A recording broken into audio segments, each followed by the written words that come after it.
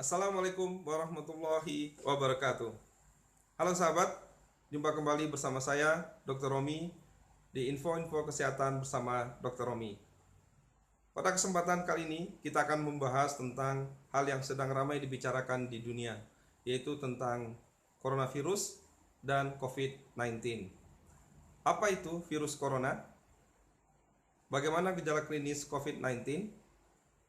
Bagaimana cara penyebarannya? Serta upaya apa yang bisa kita lakukan untuk mencegah penyebaran dari virus corona ini, dan hal-hal penting apa saja yang perlu kita ketahui tentang virus corona dan COVID-19 ini akan kita bahas di video kali ini.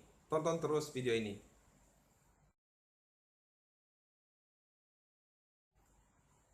Apa itu virus corona?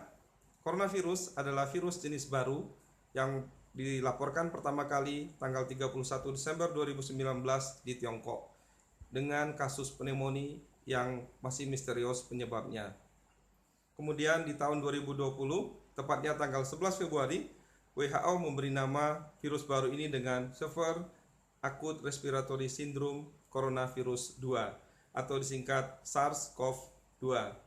Dan penyakit yang disebabkan oleh virus ini disebut Coronavirus Disease 19 atau disingkat COVID-19.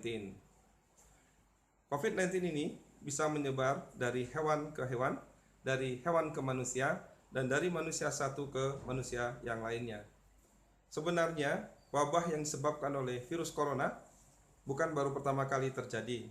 Kalau kita mau flashback ke belakang, pada tahun 2002 pernah terjadi wabah SARS yang disebabkan oleh Severe Acute Respiratory Syndrome Coronavirus atau disingkat SARS-CoV.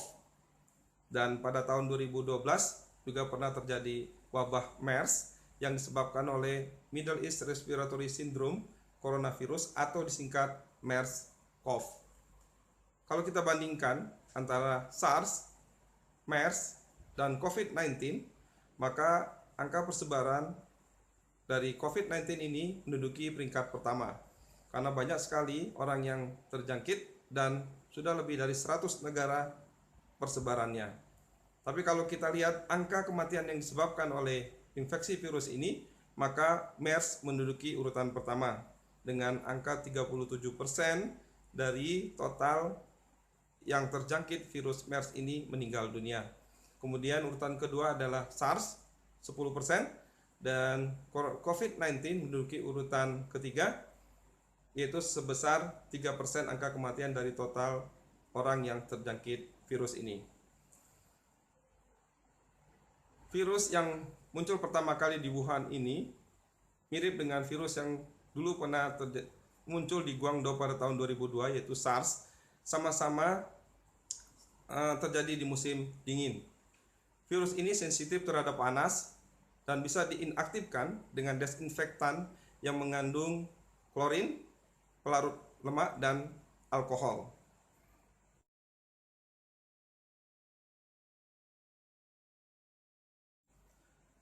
Bagaimana gejala klinis dari COVID-19 ini?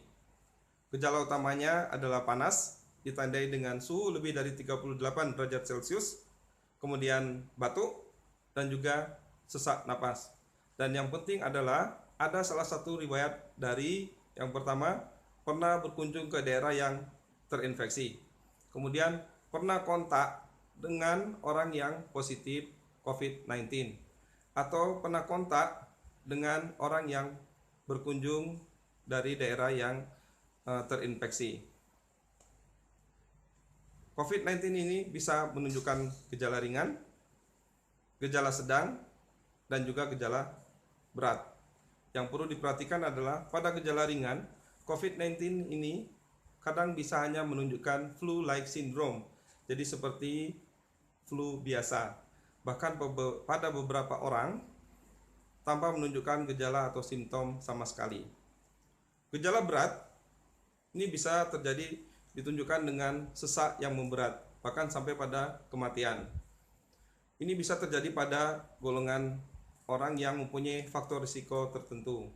Siapakah mereka ini? Yang pertama adalah bayi dan balita usia di bawah 2 tahun. Kemudian kelompok kedua adalah para manula di atas 65 tahun. Yang kedua kelompok ini kita tahu daya tahan tubuhnya memang rendah. Kelompok berikutnya yang mempunyai faktor risiko untuk memberat bila terinfeksi virus ini adalah para perokok. Karena rokok mengganggu sistem pertahanan tubuh dalam menghadapi virus yang masuk ke tubuh kita. Kemudian selanjutnya adalah mereka yang mempunyai penyakit yang membuat daya tahan tubuhnya menjadi rendah, seperti para penderita HIV/AIDS. Kemudian faktor risiko berikutnya adalah orang-orang yang menjalani kemoterapi karena penyakit kankernya.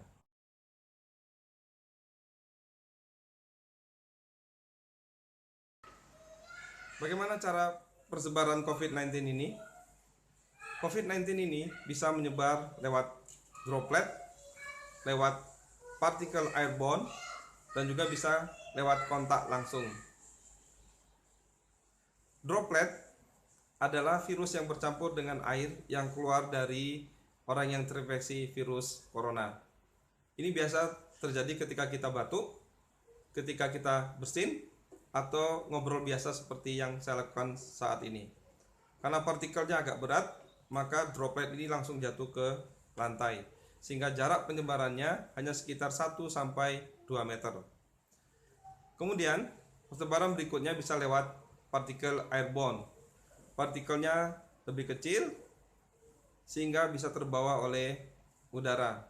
Jarak persebarannya bisa lebih dari 2 meter dan masih bersifat infeksius. Kemudian cara persebaran berikutnya adalah lewat kontak langsung, di mana terjadi kontak langsung antara darah atau cairan darah dari pasien yang terinfeksi kepada orang sehat. Cairan darah ini bisa masuk lewat kulit yang terbuka yang bisa terjadi pada saat kita luka, kemudian bisa lewat membran mukosa pada tubuh kita. Membran mukosa itu ada pada mata, pada hidung, dan juga pada mulut.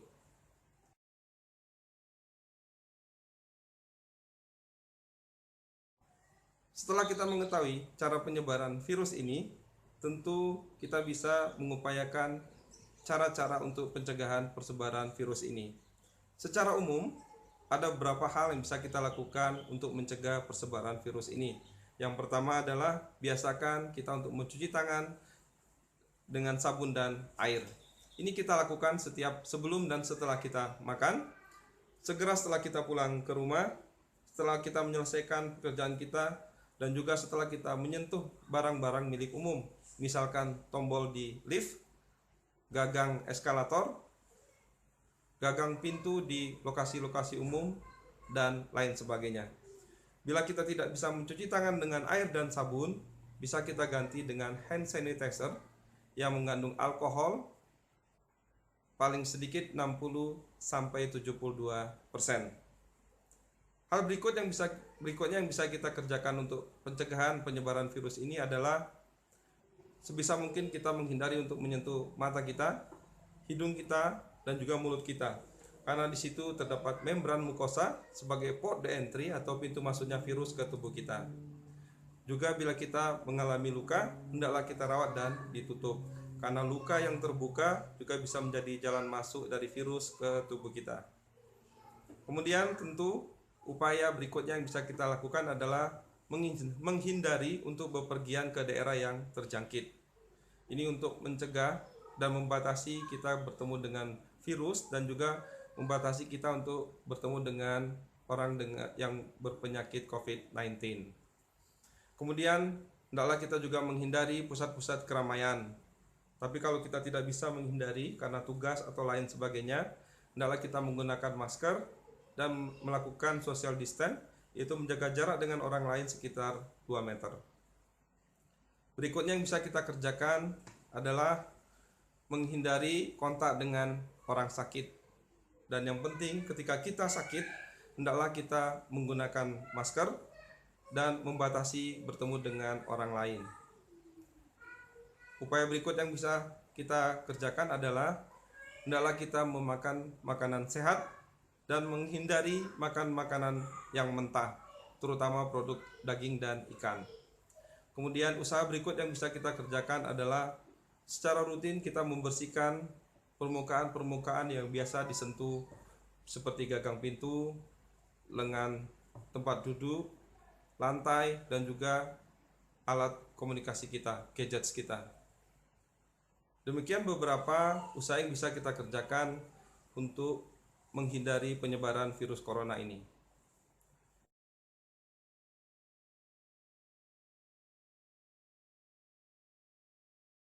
Kemudian, beberapa hal penting yang perlu kita ketahui tentang virus corona dan COVID-19 ini adalah COVID-19 disebabkan oleh virus, dan virus ini mempunyai keistimewaan self-limiting disease, yaitu dia penyakit yang bisa hilang sendiri. Tapi tentu ada syaratnya, yaitu kita harus mempunyai daya tahan tubuh yang baik untuk melawan virus ini di dalam tubuh kita. Sehingga membuat daya tahan tubuh kita menjadi baik adalah hal penting. Beberapa upaya yang bisa kita kerjakan untuk meningkatkan daya tahan tubuh kita adalah menghindari stres, cukup beristirahat, makan dan minum yang baik.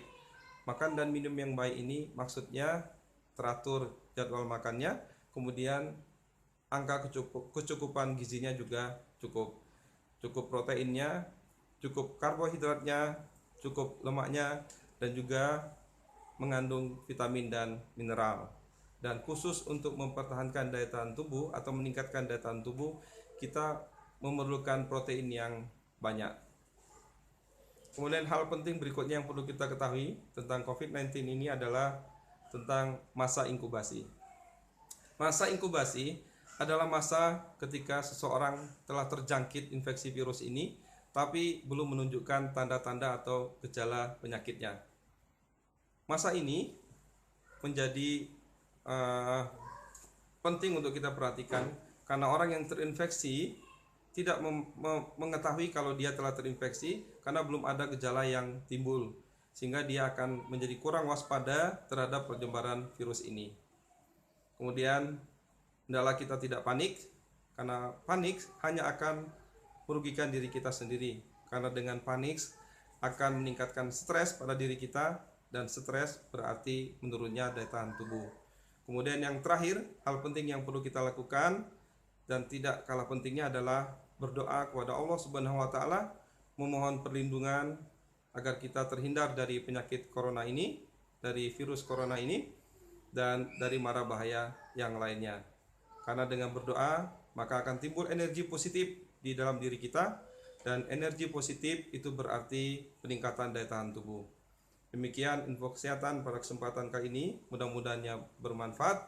Kita akan berjumpa kembali di info kesehatan berikutnya pada video-video yang akan datang. Terima kasih. Assalamualaikum warahmatullahi wabarakatuh.